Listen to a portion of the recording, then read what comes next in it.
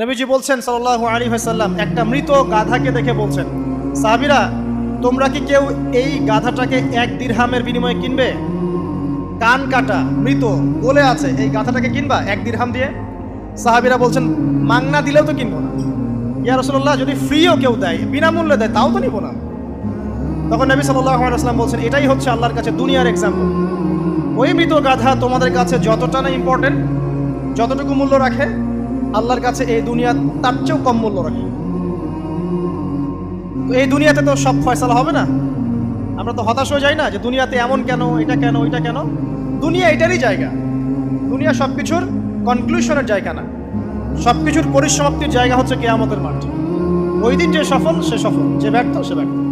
দুনিয়ার বাড়ি গাড়ি, স্ট্যাটাস, চাকরি বাকরি, ইজ্জত সম্মান, এটা সাফল্য ব্যর্থতার মানদণ্ড নয়, চূড়ান্ত মানদণ্ড নয়।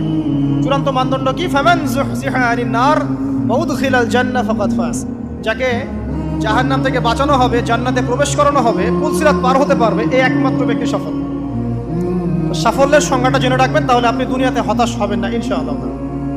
এবার কি হলো, যখন আদম আলাইহিস সালাম সমস্ত নাম শিক্ষা দেওয়া সমস্ত নাম বলে দিলেন, এখানে নাম মানে কিন্তু খালি নাম নয়, জ্ঞান বলে দিলেন, তখন আল্লাহ রাব্বুল আলামিন ফেরেশতাদেরকে বললেন, তোমরা সবাই এখন আদমকে সিজদা করো। ওয়া ইয কুলনা লিল মালাইকাতি ইসজুদু লি আদম। আল্লাহ পাক এবার বলছেন, আমি সমস্ত মালায়েকাকে বললাম তোমরা আদমকে সিজদা করো। ফাসাজাদু, সবাই সিজদা করলো, ইল্লা ইবলিস, ইবলিস সিজদা করলো না। কেন করলে না? ইবলিসকে বলা হচ্ছে, ইয়া ইবলিস মা মানাকা আল্লা তাসজুদা ইয আমারতুক। তোমাকে কে নিষেধ করলো সিজদা করতে ওই আদমকে, যাকে আমি আদেশ করেছি?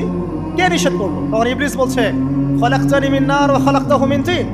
আমাকে সৃষ্টি করেছেন আগুন দিয়ে, আর আদমকে সৃষ্টি করেছেন মাটি দিয়ে, আমি কিভাবে তাকে সিজদা করতে পারি?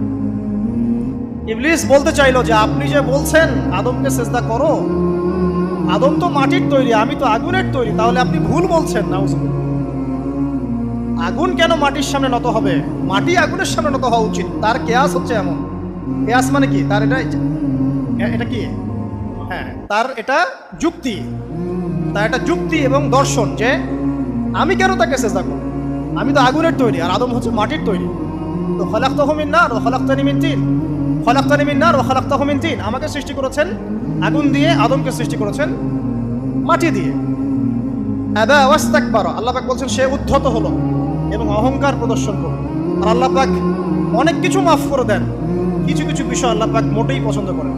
তার মধ্যে একটা হচ্ছে অহংকার, তার মধ্যে একটা হচ্ছে শিরক, তার মধ্যে একটা হচ্ছে অন্যের হক নষ্ট করা, তার মধ্যে একটা হচ্ছে আদম সন্তানকে হত্যা করা, তার মধ্যে একটা হচ্ছে বৃদ্ধ বয়সে ব্যভিচার করা, তার মধ্যে একটা হচ্ছে মুরতাদ হয়ে যাওয়া। ওই যে খ্রিস্টান হয়ে যাচ্ছেন না, খালি মরেন তারপর বুঝবেন, খালি মালাকুল মউত আসুক তারপর বুঝবেন।